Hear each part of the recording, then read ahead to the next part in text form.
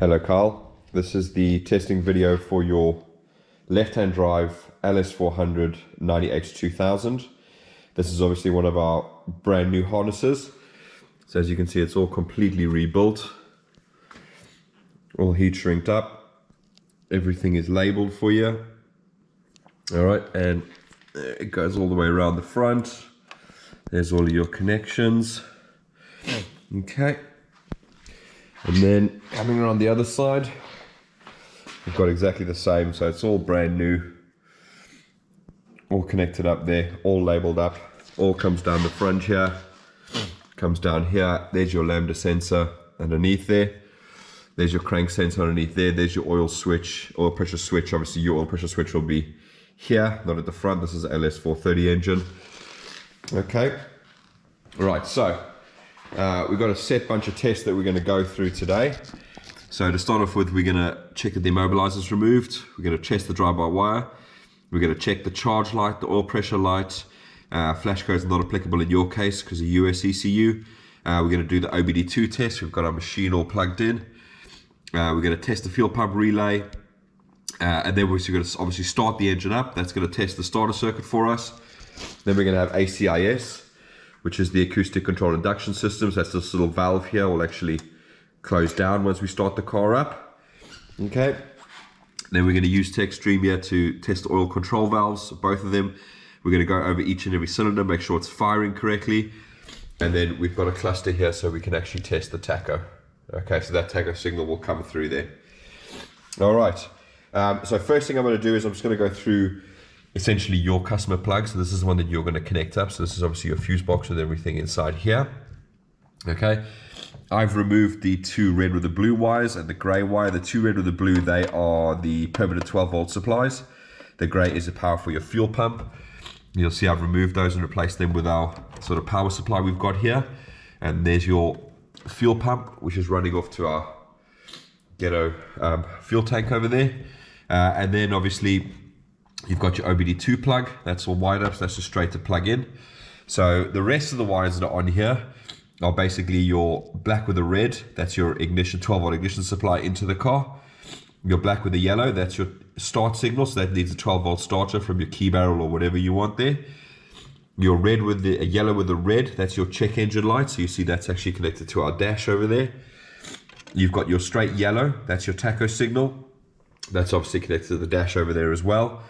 Then we got our pink with the blue tracer, that's your alternator charge light, and that's obviously connected to these LEDs over here. And then you've got your yellow with the black, and that is your oil pressure. So as I've given them both ignition straight, you'll see the oil pressure light is on because it's getting earth from the oil pressure switch. The alternator will come on as soon as we switch the ignition on and live up the actual alternator itself. So first thing I'm going to do is just quickly put on the ignition switch, which in our case is just a wire, so just bear with me. Yeah, so I've just given that 12 volts. You can see the check engine light we fitted into the fuse box is livened up. You can see on the dash we've got our check engine light over there. All right, and so what we're going to do now is we're going to do our drive-by-wire, immobilizer, my apologies. So just bear with me. You'll see what we've done temporarily is we hooked up the security light from the ECU just to show you that it is actually flashing. And then as soon as we put the ignition back on again,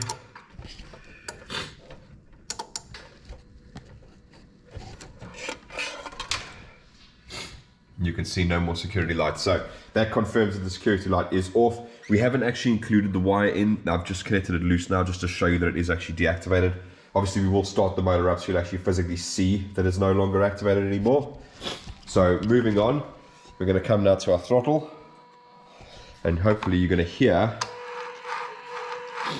there you go, you can actually hear the motor moving up and down. So that little buzzing sound you hear, that's the drive-by-wire motor. All right. So looking at our two LEDs here, you can see we've got oil and alternator lights all lit up. So obviously as soon as we start the car, these are obviously going to go out. Okay. So we're going to skip flash codes because that's not applicable in your case. So with the US ECUs, they don't do the flash codes like the European or the Japanese ones. So when you used to be able to bridge TC and earth, and then the check engine light would actually flash the codes to you, kind of like an OBD1 style setup. So it's not live data or anything, but you can get a code for a lambda or a mass sensor or something. So in your case, it's just OBD2. So I'm just going to quickly turn that off.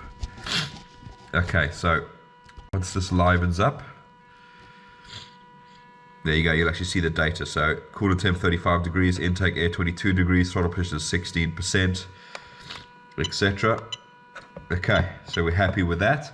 So what we're going to do now is we're going to run into the testing of the functions of the ECU as part of the harness. So first one is going to be fuel pump.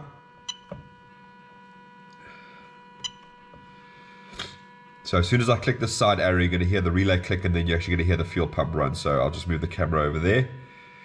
So 1, 2, 3. There you go, you hear the relay click. Hopefully you can hear the fuel pump running away there. As I click it off. There you go. So the fuel pump is built into your fuse box. It is controlled via the ECU. If you feel that you need a stronger supply, you can always run the 12 volts from here to another relay in the boot, if that's what you want to do. Sorry guys, hay fever, it's getting me. Okay, so next thing we're going to do now is we're going to start it up. So once we start up the car, that'll confirm the starter circuit's working fine. We'll check that ACIS valve. We'll go into the ECU, we'll do the oil control valve test on both banks, and we'll run through each cylinder one by one. I'll pull the injectors off just so you can hear they all firing correctly. And we'll go to the dash and we'll get the tacho signal just to make sure they're still working as it should be. Alright, so again, as I said, all we're going to do now is basically touch this yellow wire on here. Obviously it's going to be loud, so you will hear my muffled voice. But here we go. 1, 2, 3. The lights have gone off. Okay. That valve has moved down now, so that's all fine. Okay, so now we're going to go into active test.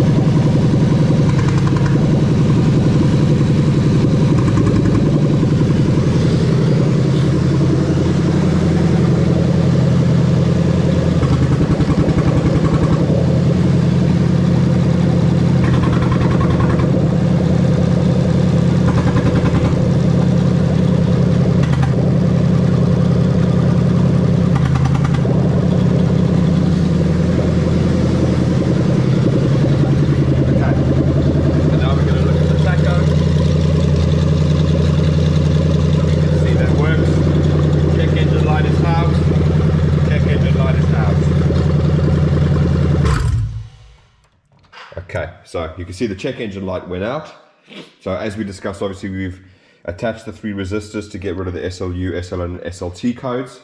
So that means obviously when you fire up, check engine light's only going to come on then if you have a genuine issue. Okay, so regards to the harness itself, what we've basically done is you'll see there's a join point here and there's a branch out point here at the front. They're designed to be P-clamped onto this bolt here and on the front here onto that bolt over there. So you'll see the harness comes up a little bit more and there it sits right there on your P-clamp. All right, you've got your 2 grounding points over here. Sorry, I've used a torch because it's quite dark in here. You've got your other grounding point over here at the back here. This is your sub harness. So this is the one that goes underneath, so that connects to your starter and your 2 knock sensors. You should already have the power cable. So your old starter knock harness will be part of this power cable. You can just remove that, or you can actually add this sub harness into there and plug it into here. But that's your main starter cable over there. Coming down the front here, obviously you've got your alternator plug over here. You've got your lambda plug over here, and this will obviously just tuck all the way underneath here. And you can use these mounts or whatever to hold it in, or put a mount on the block, etc. to hold it in there. Okay. Obviously we're using a 3UZ MAF, so you can see I've just rewired it to work on a 1UZ because they are different. So you've got the sort of bullet style MAF, which you get with your LS400 1UZ VVT-i. And the same applies over here. So again, this just comes forward and just P-clamp it on this bolt over here. And on the front one, you can P-clamp it on that bolt over there. And then underneath here, I don't know if you can see it, but there's a little sort of hook if you want to just cable tie these onto that hook just to keep them out the way. And then obviously at the front here, you've got a little sort of clip here with a cable tidy. And so you sort of clip these two over here. And then you're going to go through this little hole over here. It's a bit of a squeeze for the lambda plug, but it does go through. And then obviously you come through here. So this is where the aircon pump would normally be. So push it through here, come down here, and then your oil one will probably come just straight out here and go down to your oil over here. And so will your lambda just come straight down over there. If you haven't got an aircon pump like me, obviously you can just see it go straight through there, and just sort of keeps it nice and tidy, keeps it away from the pulley and all of that type of jazz. All right, so the fuel system on these is obviously a deadhead system. So these are fuel pulsation dampers over here. So these are not adjusting screws for a fuel regulator. They're just literally screws to show you that you've got fuel pressure. If these rise up, then you've got fuel pressure. If they're sitting flat in, then you've got no fuel pressure. And in regards to the fuel system, the standard Lexus system does not prime the fuel pump. So don't freak out when you connect it all up and you put the ignition on and you don't see anything. I do have a whole video on fuel systems and how they work. So if you have a quick look through the other videos, you'll see we've got a couple of videos with useful hints and tips, things like how to clean the throttle body, you know, how the fuel system works, etc., etc. So the other thing I want to tell you is these resistors, they get incredibly hot. That's why I've given you sort of a 60 centimeter length on here. So you can take these, mount them on a plate, but don't put them somewhere where they're either going to be completely enclosed or they could possibly melt something or anything like that. So just make sure they stay out of harm's way, or more importantly, that they're not going to harm anything when they do heat up. So I think that's pretty much everything that we've gone through. It's relatively straightforward. Everything is labeled up for you, so you don't have to guess where anything goes. P-clip it up on both sides. You can clip it down here at the back. There's usually sort of little clips where the original plastic ones would fit in there. And then obviously this will sort of sit in this orientation because again, it's going to be coming out here. We've obviously got to sort of pull down to go onto the table, but sort of that's more likely how it's going to go. And then you've got your grommet fitting over there. Okay. And then the most important thing is your main starter power cable that bolts onto the starter motor. You've got your main alternator that bolts onto the alternator here. Okay.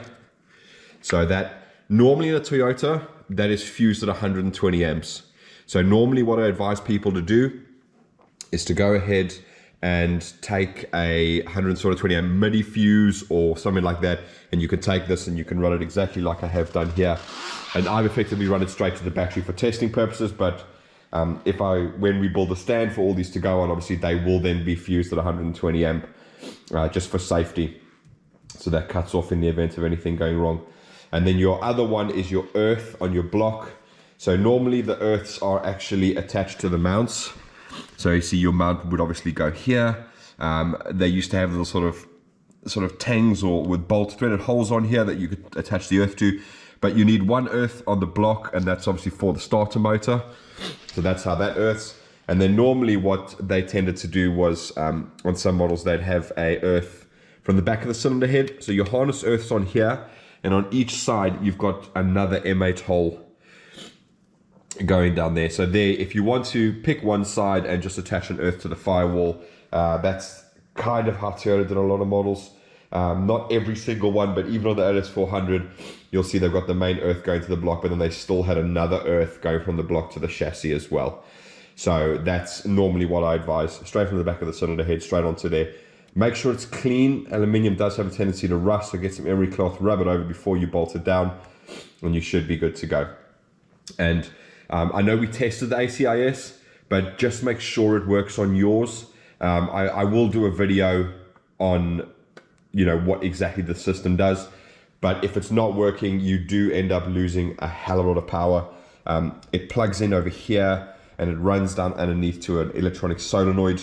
If it doesn't come on when you run the car, then obviously it's intake manifold off. Fix the solenoid. If you guys need the part numbers, please let me know and I can put them down in the description. So that will then make this ACI system work, and you'll feel a lot of increased low down power when that system is working. Okay, and in terms of coolant temperature, on your 1UZ VVT-i, you'll see there's your one for your ECU. That's the one with the black plug over there. Underneath it, you'll see it's a legacy thing, or not a legacy thing, but the crowns didn't have MPX, so they used to transmit via a single wire cool temp sensor.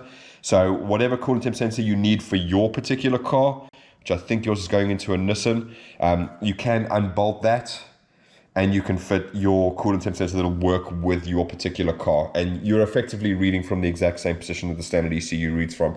So it'll be a very accurate temperature, and you can use the OBD2 machine, obviously, to look at temperature as well. But I think that's about it for that. Obviously, the next thing to do is to get this off and in a box to you. Obviously, you'll get a welcome pack with all of the bits and bobs in here, what all the fuses do, what all the relays do, where these wires connect to. So you'll have all that in paperwork, so you don't have to remember it. And what we'll do now is we'll just include all the photographs, you know, of the build and the completed harness. All right, and so thanks to Carl. Anybody else watching? Thanks for watching, and we'll see you again soon. Bye-bye.